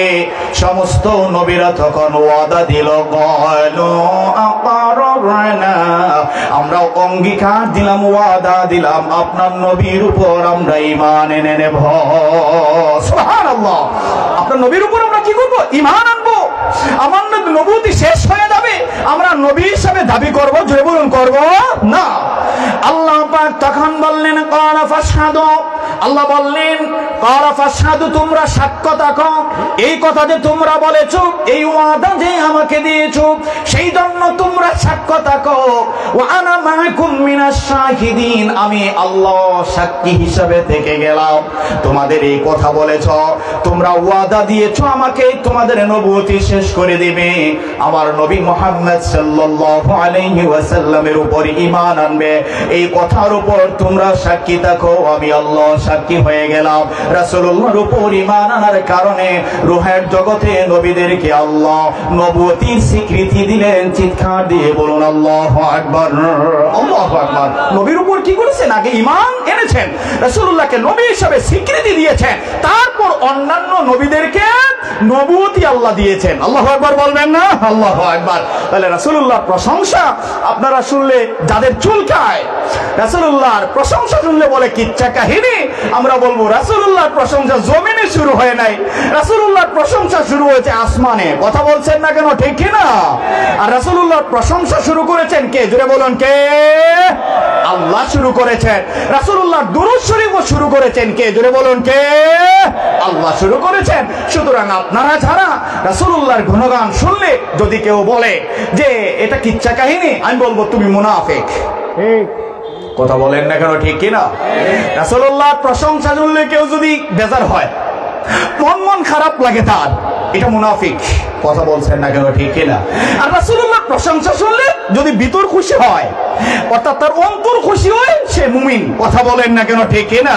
মুমিন আর মুনাফিকের মধ্যে পার্থক্য যে রাসূলুল্লাহর গুণগান শুনলে অন্তর বেজার হয়, আর রাসূলুল্লাহর গুণগান শুনলে অন্তর খুশি হয়, ভিতর খুশি হয়, সে মুমিন। আর বেজার হলে কি? জোরে বলুন কি? মুনাফিক। কথা বলুন কি? মুনাফিক। এই দুইটাই অর্থাৎ ঈমান আর মুনাফিকের পরিচয়। মুনাফিক বেজার হয়, মুমিন খুশি হয়। আমরা মুমিন হিসাবে থাকতে চাই কি চাই না? আওয়াজ জোরে বলুন, চাই কি চাই না? আমরা মুমিন হিসাবে আল্লাহর কাছে সাব্যস্ত হতে চাই। রাসূলুল্লাহর যদি আপনি মুজিজা শুনেন, রাসূলুল্লাহর গুণগান শুনেন, অন্তর খুশি রাখবেন। ওই রাসূল কেমন রাসূল? রাসূল করিম সাল্লাল্লাহু আলাইহি ওয়াসাল্লাম আপনি যদি মনে করেন শুধুমাত্র জমিনে এসে রাসূলুল্লাহ সাল্লাল্লাহু আলাইহি ওয়াসাল্লাম উম্মতদেরকে দাওয়াত দিয়েছেন, মানুষদেরকে রবের পথে আহ্বান করেছেন, তবে ভুল হবে। আপনি আগে জানতে হবে ওই রাসূল কেমন রাসূল। রাসূল করিম সাল্লাল্লাহু আলাইহি ওয়াসাল্লাম রূহের জগতে আমরা সহ নবীদেরকেও হেদায়েতের পথ দেখিয়েছেন। বলতে পারেন হুজুর এই ওয়াজগুলো তো নতুন নতুন মনে হচ্ছে। না, নতুন নয়। লক্ষণীয় বিষয় হচ্ছে আল্লাহ প্রশ্ন করেছিলেন আলাস্তু বিরাব্বিকুম, আমরা বলেছিলাম ক্বালু ভালা। আল্লাহ বলেছিলেন তোমাদের রবকে বলো, আমরা বলেছিলাম ক্বালু ভালা। মোল্লানে কারি আল হারবি হানাফি রাহিমাহুল্লাহ তিনি বলেন আমরা বলি নাই ক্বালু ভালা, আপনি আমাদের রব এটা আমরা বলতে পারি নাই। যিনি আমাদেরকে বলে দিয়েছেন, যিনি আমাদেরকে পথ দেখিয়ে দিয়েছেন, যিনি আমাদেরকে শিখিয়েছেন বলার জন্য, তিনি আর কেউ নন। রাসূলুল্লাহ সাল্লাল্লাহু আলাইহি ওয়াসাল্লাম আগে বলেছেন ক্বালু ভালা আপনি রব, আর রাসূলুল্লাহকে ফলো করে আমরাও বলেছি ক্বালু ভালা আপনি আমাদের রব। সুবহানাল্লাহ। দ্বিতীয় কথা হলো মোল্লানে কারি তিনি বলেন মিশকাত শরীফের শরামির কাতে উল্লেখ করেন ইল্লাম ইউআফিকু কাওলা মুহাম্মাদিন সাল্লাল্লাহু আলাইহি ওয়াসাল্লাম লাকাফারু ফি আলামিল আরওয়াহ। সেদিন যদি আলমী আর রূহের জগতে নিস্তব্ধতা ভঙ্গ না করে রাসূলুল্লাহ ক্বালু বালা না বলতেন, সর্বপ্রথম যদি না বলতেন রূহের জগতে, যদি রাসূলুল্লাহ ক্বালু বালা না বলতেন, অন্যান্য নবীদের রূহগুলো জানতো না, নবীরাও সেটা পেত না, নবীরাও বলতে পারতো না। সুতরাং অন্যান্য রূহগুলোর সাথে আমাদের রূহগুলোর সাথে অন্যান্য নবীদের রূহগুলো নাফরমান হয়ে যেত, আল্লাহর নাফরমান হয়ে যেত। সুতরাং রাসূলুল্লাহ ক্বালু বালা বলে আল্লাহর নাফরমানি থেকে আমাদেরকে সহ নবীদেরকেও নাফরমানি থেকে বাঁচিয়ে হেদায়েতের রাস্তা দেখিয়েছেন। চিৎকার দিয়ে বলুন সুবহানাল্লাহ। ক্বালু বালা ওই কথা বলে আমাদেরকে তো বাঁচিয়েছেন, রাসূলদেরকেও বাঁচিয়েছেন। আল্লাহ নাফরমানি দেখে এটা আমার কথা নয়, ভারতবর্ষের শ্রেষ্ঠ যিনি আলেম মোল্লা আলী কারি, আমি কেন গোটা বাংলাদেশের আলেমরা এক জায়গায় নিয়ে আসলো, মোল্লা আলী কারির সমান হবে না। ওই আলেম মিশকাত শরীফের সূরা মিরকাতে স্পষ্ট ভাষায় এই কথা বলে দিয়েছেন। সুবহানাল্লাহ বলবেন না? সুবহানাল্লাহ। অর্থাৎ রাসূলুল্লাহ আগে বলেছেন কালুবালা, আর রাসূলুল্লাহকে ফলো করে রাসূলুল্লাহ শিখিয়ে দেওয়ার কারণে আপনি বলতে পেরেছেন কালুবালা। আপনি রাসূল অন্যান্য নবীরা বলেছেন কালুবালা। যদি আমার নবী না বলতেন কেউ সেটা পেত, জুড়ে বলুন পেত না, সেখানেই তারা শেষ হয়ে যেত, সেখানেই তো আল্লাহর নাফরমান হয়ে যেত। ওই নবীর সাথে বিদ্রোহ করে, ওই নবীর দুরূদ শরীফের সাথে ব্যঙ্গাত্মক করে তোমরা কি প্রমাণ করতে চাও? তোমরা উম্মত দাবি করো, তোমরা কিসের উম্মত? তোমরা তো রাসূলুল্লাহর দুশমন। কথা বলছেন না কেন? ঠিক না? রাসূলুল্লাহর দুশমন, রাসূলুল্লাহর উম্মত দাবি করলে চলবে? জোরে বলুন চলবে না। ওদের লেবাস ভালো, ভিতর খারাপ। কথা বলছেন না কেন? ঠিক কি না? ওদের লেবাস বলো, পাঞ্জাবি আছে, দাড়ি আছে, টুপি আছে, হ্যাঁ, কিন্তু ওদের ভিতর কি? জোরে বলুন কি? খারাপ। কিয়ামতের মাঠে রাসূলুল্লাহ সাল্লাল্লাহু আলাইহি ওয়াসাল্লাম দুনিয়া থাকাকালীন অবস্থায় বলে গিয়েছেন, কিয়ামতের পূর্বক্ষণে একদল বাহির হবে যাদের পরনে পাঞ্জাবি থাকবে, খেয়াল করবেন, টুপি থাকবে, দাড়ি থাকবে, সব থাকবে। রাসূলুল্লাহ সাল্লাল্লাহু আলাইহি ওয়াসাল্লাম ইরশাদ করেন, তাদের নামাজের কাছে তোমাদের নামাজ যাবে না, তাদের কোরআন তেলাওয়াতের কাছে তোমাদের কোরআন তেলাওয়াত মনে হবে কিছুই নয়, তাদের নফল রোজার কাছে মনে হবে তোমরা রোজাই রাখো না, তোমরা তাসবিহ পাঠ করো না, তোমরা তো নফল নামাজই পড়ো না। আর তাদের নামাজের কাছে তোমাদের নামাজ নগণ্য মনে হবে, কম মনে হবে, অল্প মনে হবে, কিন্তু তারা জাহান্নামী, কিন্তু তারা মুনাফিক। লক্ষ্য করবেন কারা তারা? তাদেরকে রাসূলুল্লাহ বলেছেন যাদের নামাজ ঠিক থাকবে, তাসবিহ থাকবে, কোরআন তেলাওয়াত থাকবে, কিন্তু আমি নবীর মহব্বত থাকবে না। আমি নবীর মহব্বত না থাকার কারণে তারা কিয়ামতের পূর্বক্ষণে মুনাফিকের রূপ ধারণ করবে। আল্লাহু আকবার, জোরে বলুন আল্লাহু আকবার। তারা মুনাফিক হিসেবে সাব্যস্ত। কেন? তার নামাজ ঠিক ছিল, রোজা ঠিক ছিল, নফল নামাজ ঠিক ছিল, কোরআন তেলাওয়াত প্রতিদিন করত, কিন্তু আমি নবীর মহব্বত ছিল, জোরে বলুন ছিল না। আমি নবীর মহব্বত না থাকার কারণে তারা মুনাফিক। জোরে বলুন তারা কি? মুনাফিক। ও এদেরকে মুনাফিক রাসূলুল্লাহ বলছেন। আজকে বলে রাসূলুল্লাহকে মহব্বত করলে লাভ কি? আমি বলি রাসূলুল্লাহর মহব্বত ছাড়া তো ঈমানই নাই। কথা বলছেন না কেন? ঠিক না? বলতে পারেন হুজুর এটা দুই একটা প্রমাণ দেন। আল্লাহর রাসূলের মহব্বতের প্রতিযোগিতা করতেন সাহাবীরা। কথা বলেন ঠিক না? আর মুনাফিকরা বেয়াদবির প্রতিযোগিতা করত, আর রাসূলুল্লাহর সাহাবীরা মহব্বতের প্রতিযোগিতা করতেন। প্রমাণ স্বরূপ আমি বলি লক্ষ্য করুন, হযরত খুবাইব বিন আদি রাদিয়াল্লাহু তাআলা আনহুকে ঈমান আনার কারণে কুরাইশদের কাফিররা ধরে নিয়ে আসলো। খুবাইব বিন আদি রাদিয়াল্লাহু তাআলা আনহুকে 40টা কাফির বেঁধে রাখলো, ব্যারিকেড দিয়ে রাখলো। খুবাইব বিন আদি রাদিয়াল্লাহু তাআলা আনহু ওই সময় বাধার পর বেত্রাঘাত করা শুরু করলো। খুবাইব বিন আদি বলেন, আমাকে তোমরা মারতে চাস মার, কিন্তু আমার নবীর কোনো ক্ষতি করবে না। খুবাইব বিন আদিকে আবার শুলের উপর লটকালো। করুণ কাহিনী শোনেন, দিল নরম করেন। খুবাইব বিন আদিকে শুলের উপর লটকালো, শুলের উপর লটকিয়ে খুবাইব বিন আদিকে বেদম প্রহার করা শুরু করলো, আঘাতের পর আঘাত করা শুরু করলো। খুবাইব বিন আদিকে একটা কাফের ডেকে বলল, তুই কি মনে করিস না রে খুবাইব, ওই জায়গার মধ্যে তোর নবী মুহাম্মদকে এনে বেঁধে রেখে তোকে আমি মুক্তি দিয়ে দিই? তোর কাছে কি এটা উত্তম মনে হয় না? সে মনে হয় না, ভালো মনে হয় না? তুই খুবাইব বেঁচে যা, আর তোর নবী মুহাম্মদ ওই জায়গায় এসে তোর জায়গায় তাকে লটকাই, এটা কি তোর কাছে ভালো মনে হয় না, উত্তম মনে হয় না? খুবাইব বিন আদি রাদিয়াল্লাহু তাআলা আনহু রাসূলুল্লাহকে মহব্বত করতে যে তিনি বলেন, আমি খুবাইবের জীবন দিতে রাজি, তারপরেও আমার নবীর নূরের শরীর মুবারকের মধ্যে, আমার নবীর দেহ মুবারকের মধ্যে একটা ফুলের টুকরো আমি দিতে, আমার এই জায়গা থেকে আমি বেঁচে যাব, আর নবী ওই জায়গায় এনে লটকাবেন এটা তো দূরের কথা। আমি খুবাইবের জীবনের বিনিময় হোক না কেন, আমার নবীর নূরের শরীরের মধ্যে ফুলের কাঁটা বিদ্ধে আমি দেব না। আমার নবী শরীর মুবারকে একটা ফুলের কাঁটা লাগবে, এটা আমি সহ্য করি না, আমার জীবন দিয়ে দেব। সুবহানাল্লাহ। হযরত খুবাইব বিন আদি রাদিয়াল্লাহু তাআলা আনহু ইন্তেকাল হয়ে যাবেন, শহীদ হয়ে যাবেন, এত বেশি প্রহার করেছে। হযরতে খুবাইব বিন আদীকে বলল, খুবাইব এখনো সময় আছে, তুই নবীর মহব্বত চিরে দে, তোকে আমরা ছেড়ে দেব। খুবাইব বিন আদী বলে, আমার জীবন শেষ হয়ে যায় যাক, আমি নবীর মহব্বত ছাড়তে পারবো না। হযরত খুবাইব বিন আদী রাদিয়াল্লাহু তাআলা আনহু এক সময় মনে মনে বুঝতে পারলেন উনি আর বেশিক্ষণ থাকবেন না, তাদের আঘাত সহ্য করতে না পেরে ইন্তেকাল হয়ে যাবেন, শহীদ হয়ে যাবেন। এমন সময় আল্লাহকে বলেন, আল্লাহ এমন কেউ কি ওই জায়গায় নাই? আমি খুবাইব জীবনের শেষ সালামটা আমি রাসূলকে দিতে চাই।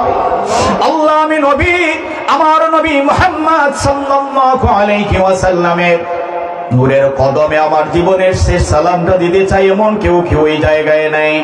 রাসূলুল্লাহ সাল্লাল্লাহু আলাইহি ওয়াসাল্লাম মদিনা তৈয়বায় সাহাবীদেরকে ডেকে বললেন, লক্ষ্য করুন, রাসূলুল্লাহ সাল্লাল্লাহু আলাইহি ওয়াসাল্লাম মদিনায় আর খুবাইব অন্য জায়গায়। খুবাইব কি অন্য জায়গায়? রাসূলুল্লাহ মদিনা তৈয়বায় সাহাবীদেরকে ডেকে বললেন, আমার সাহাবী খুবাইব আমি নবীকে ভালোবাসার কারণে নজরানা স্বরূপ তার জীবন দিয়েছে, আমি নবীর ভালোবাসা ছাড়ে নাই, তার জীবন দিয়েছে। আমি জানি আমার খুবাইব জান্নাতের বাসিন্দা হয়ে যাবে, আমার খুবাইব জান্নাতের বাসিন্দা হয়ে যাবে। রাসূলুল্লাহ মদিনায় আর খুবাইব কোথায়? কুরাইশ, অর্থাৎ অন্য জায়গায়। কিন্তু রাসূলুল্লাহর মহব্বতে জীবন দেওয়ার কারণে রাসূলুল্লাহ ওই জায়গা থেকে আশিক উম্মতকে দেখতে পেলেন। সুবহানাল্লাহ বলবেন না? সুবহানাল্লাহ। রাসূলুল্লাহ আশিক উম্মতের খবর রাসূল জানেন, এই বিশ্বাস আছে না নাই? কথা বলুন না কেন, আছে না নাই? রাসূলুল্লাহ আশিক উম্মতকে রাসূল সাল্লাল্লাহু আলাইহি ওয়াসাল্লাম খবর রাখেন, এতে কোনো সন্দেহ নাই, আশিকদের খবর রাখেন। হযরতে তালহার ঘটনা, উহুদের ময়দানে রাসূলুল্লাহ সাল্লাল্লাহু আলাইহি ওয়াসাল্লামের শরীর মুবারকের মধ্যে তীর পড়া শুরু হয়ে গেল। হযরতে তালহা রাদিয়াল্লাহু তাআলা আনহু চতুর্দিকে দৌড়ান, রাসূলুল্লাহ মধ্যখানে আর তার হাত চতুর্দিকে দৌড়ান। তালহাকে প্রশ্ন করা হলো, তালহা তুমি দৌড়াও কেন বলো? তালহা বলেন, আমি যদি ডানে দাঁড়িয়ে যাই ডান দিকের তীরগুলো আমার শরীরের মধ্যে পড়বে, আমি যদি বামে দাঁড়িয়ে যাই নবীর শরীরের আসা তীরগুলো, বামের তীরগুলো আমার শরীরে পড়বে, আমি যদি সামনে দাঁড়িয়ে যাই সামনের তীরগুলো আমার শরীরের মধ্যে পড়বে, আমি যদি পিছনে দাঁড়িয়ে যাই পিছনের তীরগুলো আমার শরীরে এসে পড়বে, কিন্তু অন্যান্য তীরগুলো আমার নবীর শরীরের মধ্যে এসে পড়বে। আমি ওই কারণে দৌড়াই, আমি চাই না একটা তীরও আমার নবীর শরীরের মধ্যে লাগুক, আমি চাই নবীর শরীরের দিকে ছুটে আসা প্রত্যেকটা তীর যেন আমার শরীরের মধ্যে লেগে যায়। আমার জীবনের বিনিময় হলো আমার রাসূলের শরীর মুবারক যেন তীর থেকে বেঁচে যায়। হযরতে তালহা রাদিয়াল্লাহু তাআলা আনহু রাসূলুল্লাহ সাল্লাল্লাহু আলাইহি ওয়াসাল্লাম, আপনারা জানেন উহুদের ময়দানে রাসূলুল্লাহ সাল্লাল্লাহু আলাইহি ওয়াসাল্লামের দান্দান মুবারক শহীদ হয়েছে, মাথা দিয়ে লোহার বর্ষা ঢুকেছে। রাসূলুল্লাহ সাল্লাল্লাহু আলাইহি ওয়াসাল্লামকে একটা নিরাপদ জায়গায় নিয়ে যাওয়া হলো। হযরতে আবু বকর বলেন, রাসূলুল্লাহর কাছে গিয়ে জিজ্ঞেস করলেন, ইয়া রাসূলুল্লাহ আপনি কেমন আছেন বলুন, আপনার অবস্থা কেমন বলুন।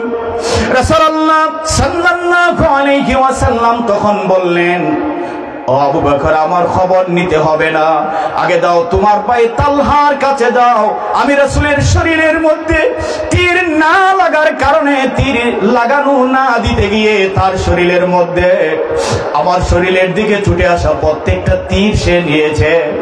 আবু বকর রে, তোমার ভাই তালহার খবর নাও, তোমার ভাই তালহা তো জীবন্ত শহীদ হয়ে গিয়েছে।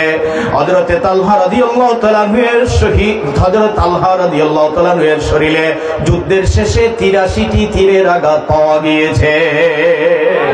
তালহার শরীরে ৮৩টি তীর এসে লেগেছে।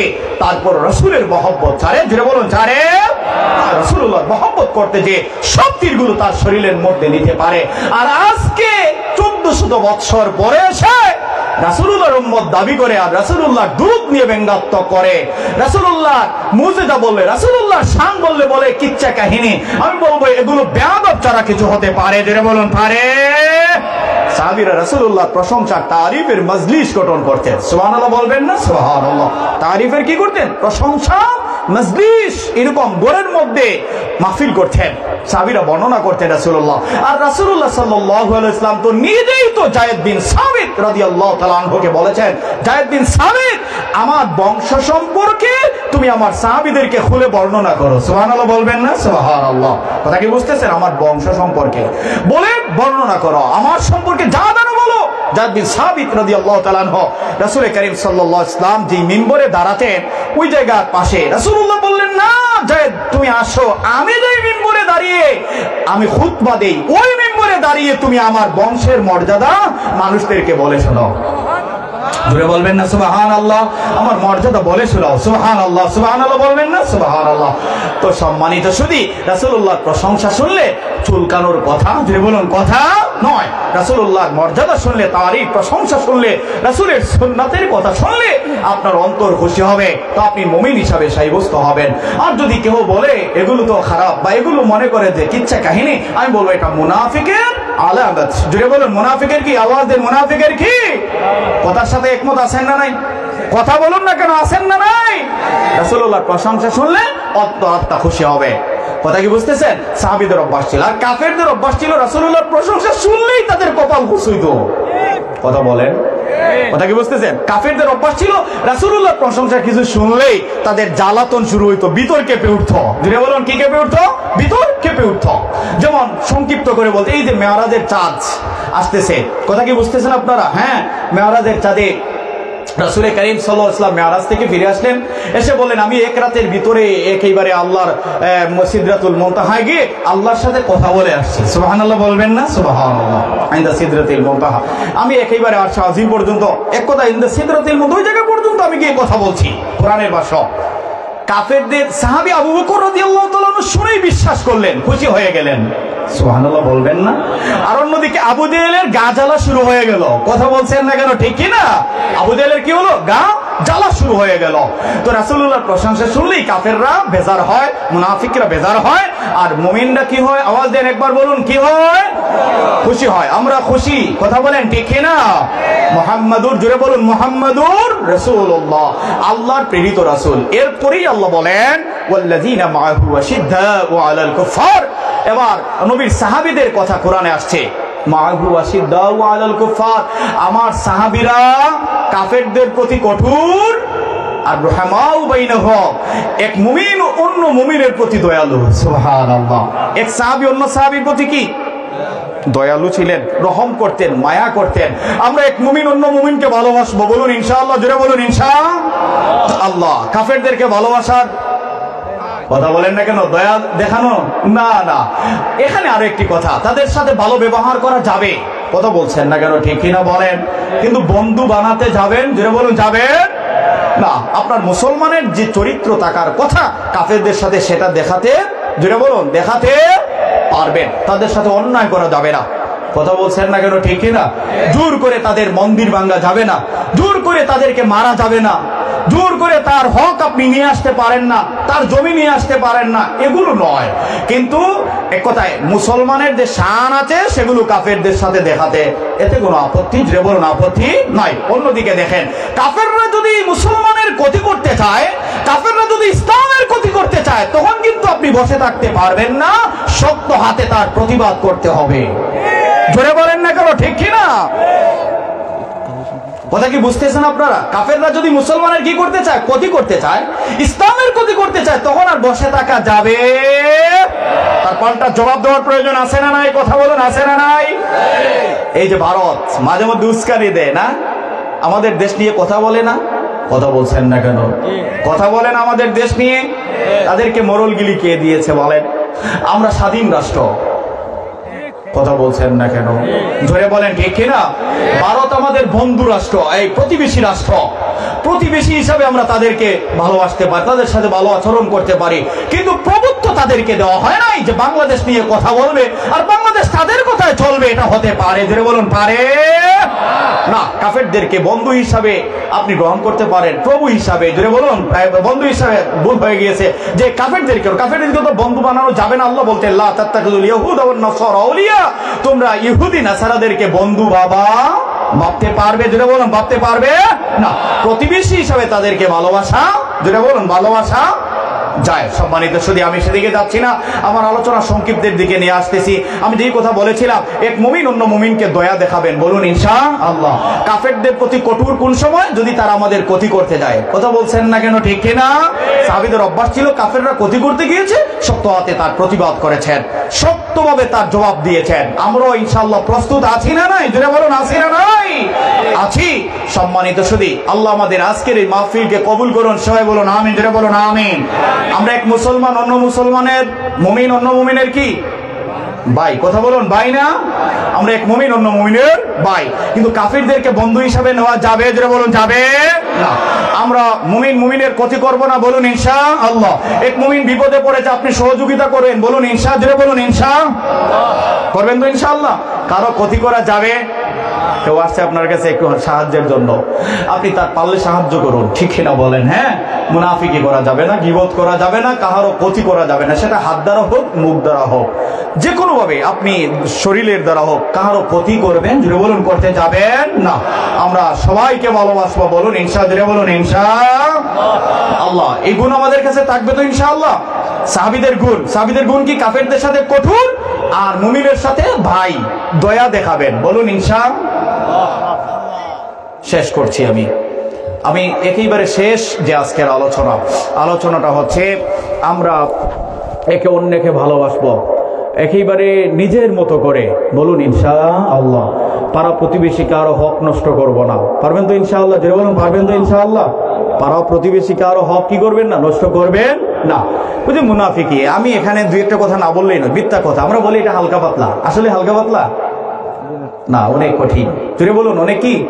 মিথ্যা কথার ফলে আপনার রহমতের ফেরেশতারা দূরে চলে যান, ঠিক কিনা বলেন? জোরে বলেন, ঠিক কিনা? রহমতের ফেরেশতারা কি হয়ে যান? দূর হয়ে যান।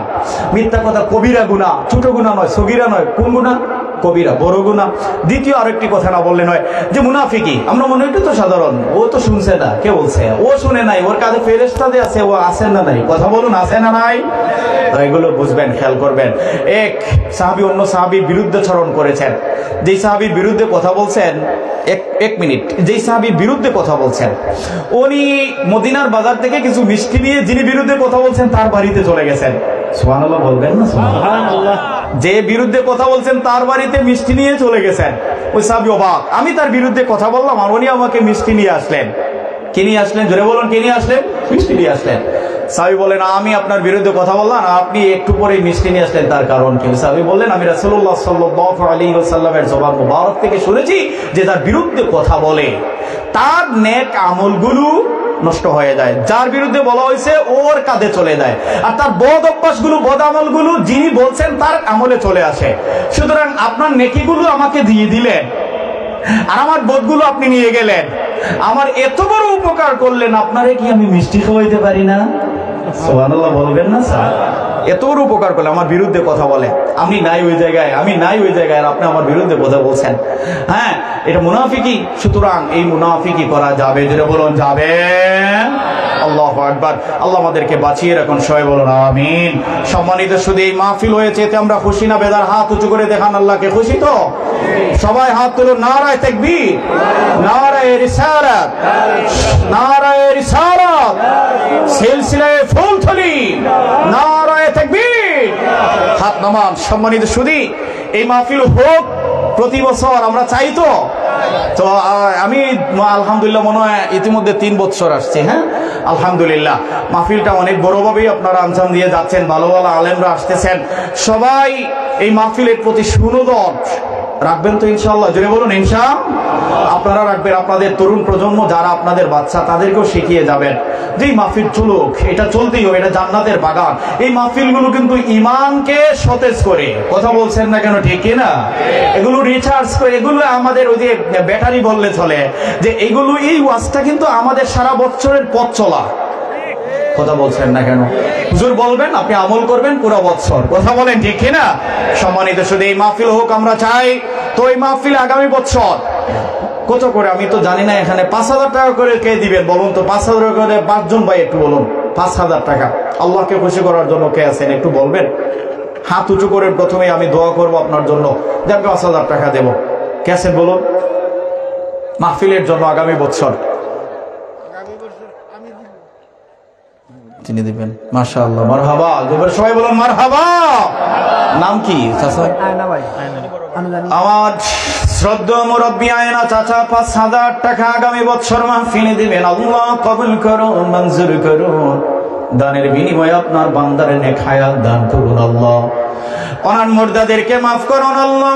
সম্পদে বরকত দান করুন, সন্তানদের নেক হায়াত দান করুন, খানদানে ভালো মানুষ কিয়ামত পর্যন্ত রাখুন। সবাই বলুন আমিন। এসেট বলুন 5,000 টাকা আল্লাহকে খুশি করার জন্য। হাত উঁচু করেন। আপনি হাত উঁচু করবেন, আল্লাহ আপনার মান মর্যাদা উঁচু করবেন। বলুন কে আছেন বলুন? 5,000 টাকা হাত একটু উঁচু করুন। পারবেন আপনারা? সন্তান বিদেশে আছে, চাইলেই দিতে পারে 1 বছর পর, আগামী ডিসেম্বরের আগে দিলে চলবে। কে আছেন বলুন? বলুন ব্যবসা আছে, বিদেশে আছেন, ক্ষেত খামার আছে, দিতে পারেন। বলুন কে আছেন? আপনারা না দিলে এটা কি অন্য জায়গার মানুষ এসে করায়? আপনারাই তো করান। আলহামদুলিল্লাহ বলবেন না? আলহামদুলিল্লাহ। তো আপনারা আমার হাতে একটু বলুন, আমাকে বলুন, দোয়া করবো। জি চাচা, নাম কি চাচা? দেওয়ান মিয়া চাচা 5,000 টাকা দিবেন। আল্লাহ কবুল করুন, মঞ্জুর করুন। দানের বিনিময়ে আপনার বান্দার নেক হায়াত দান করুন আল্লাহ। খানদানি ভালো মানুষ কিয়ামত পর্যন্ত বংশানুক্রমে রেখে দিয়েন আল্লাহ। ওনার মুর্দাদেরকে মাফ করুন আল্লাহ। লক্ষ লক্ষ টাকার মালিক বানান। সবাই বলুন আমিন। জুড়ে বলুন আমিন। দেন আরো 5,000 একজন ভাই হাত উঁচু করেন আল্লাহকে খুশি করার জন্য। কে আছেন বলুন? 5,000 টাকা আল্লাহকে খুশি করার নিয়তে দেন। নিয়ত করুন যে আমি বিদেশে যাব, আল্লাহ আমাকে পাঠিয়ে দিন, 5,000 টাকা আমি দেব। নিয়ত করুন যে বাবা তো নাই, দুনিয়া থেকে চলে গেছেন, বাবার ঔষধেই তো কত টাকা খরচ করলেন।